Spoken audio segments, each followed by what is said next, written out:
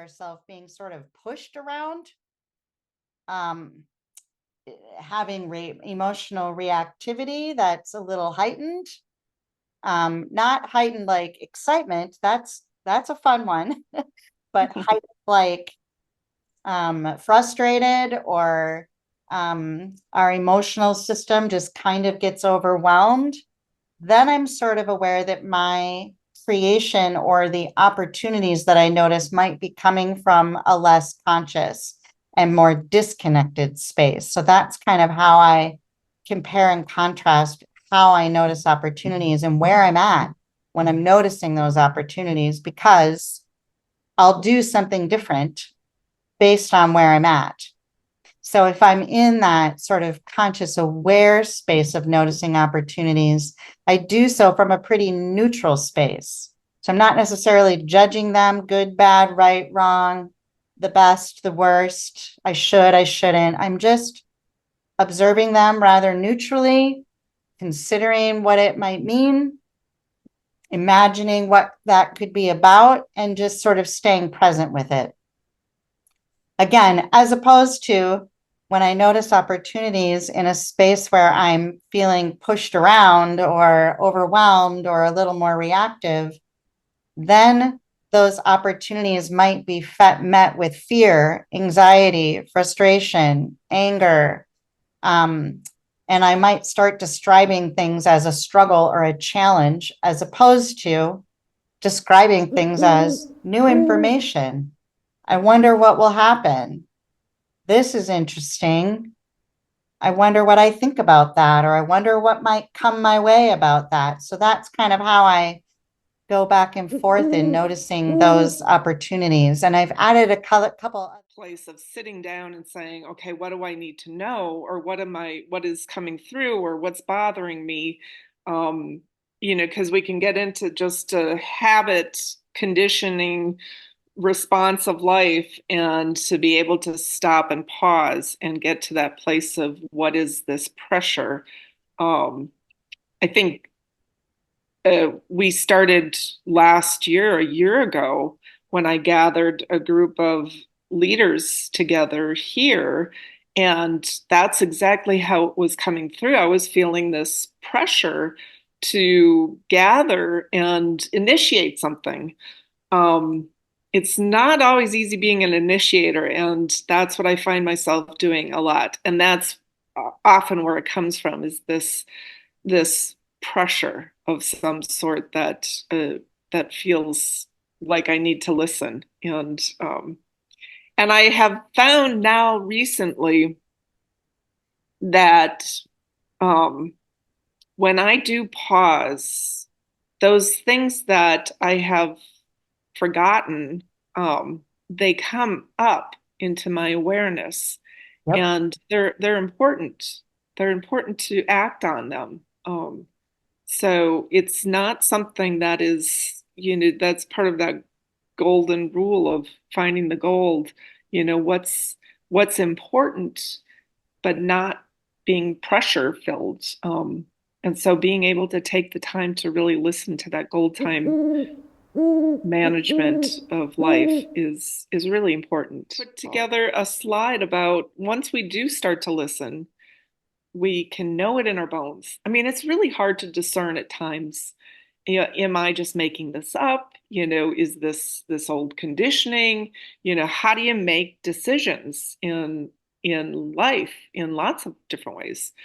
And it's not always correct through our bodies. Our bodies can be unwise at times. It can be, our bodies can have old, injuries, or but to know it in your bones means that there's some type of attunement where you can literally feel it in your gut and your heart.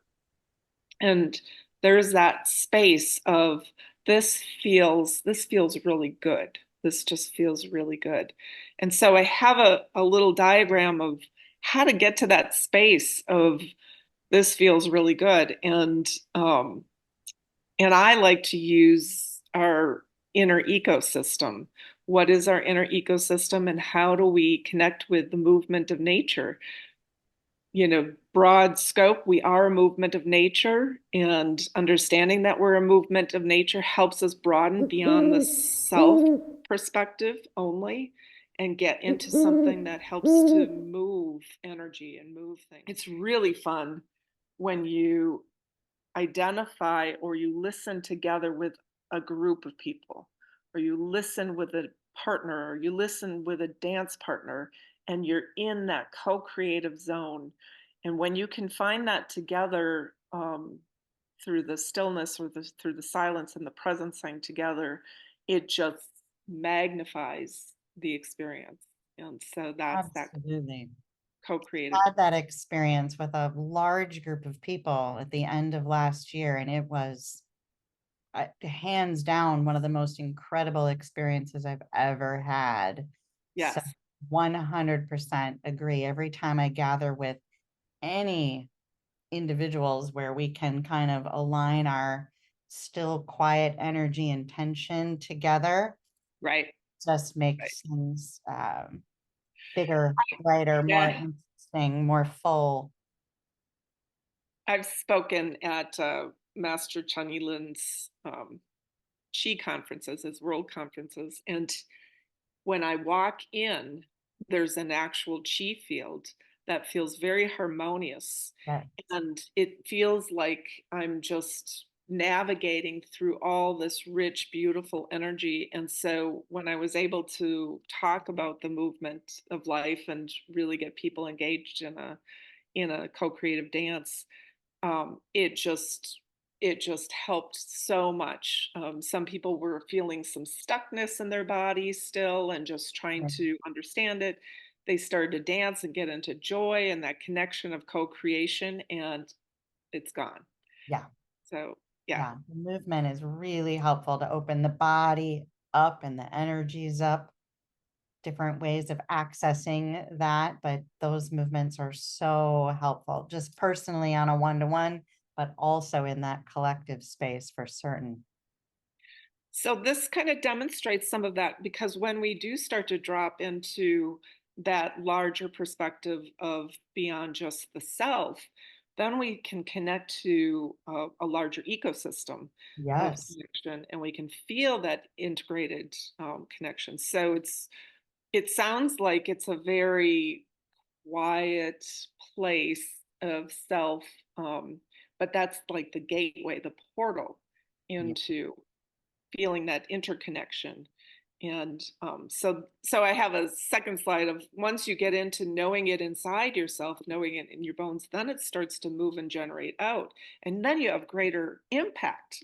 Then you can see the results of how you're connecting with people, or you're seeing, here's my story of when I opened up a creative arts center down in Viroqua, and it was just a small little pebble, in that area, and it just, the ecosystem just started to spread, and I was getting into the La Crosse area, then to the surrounding areas of Winona and Wisconsin, and just feeling that whole spread of the ecosystem.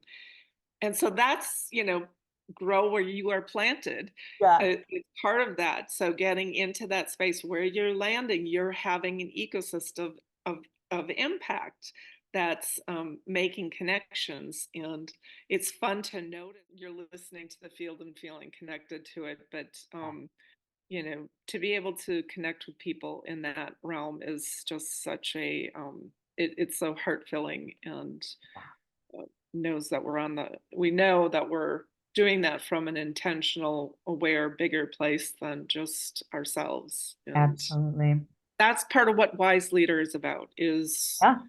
we're accentuating that, we're bringing that to, we're practicing it, we're talking about it, and then we're hosting retreats. And that's our plan, is to host retreats on the water and on the land, so that we can do it together in a co-creative way. Yep. And so, yeah, we have a lot of dates on the calendar, starting next with March 21st. That's a land retreat in Zimmerman, Minnesota at Julie's Dancing Prairie location, which is a beautiful location for a leadership retreat. We have 9 spaces available, and a few people are already indicating that they plan to be there. So that probably won't last too long. We've got a secondary date on April 18th. Same location, again, 9 spaces, although I think we have a few people already reserved some of those spaces as well. And then we're looking ahead to some water retreats down in Lake City on the Mississippi River. And those dates are June 26th and July 10th. So looking forward to some land retreats, followed by some water retreats. And we look forward to hosting you and continuing to grow these opportunities and co-creative skills and abilities to better all of us as leaders and all the impact we can have everywhere that we can touch and beyond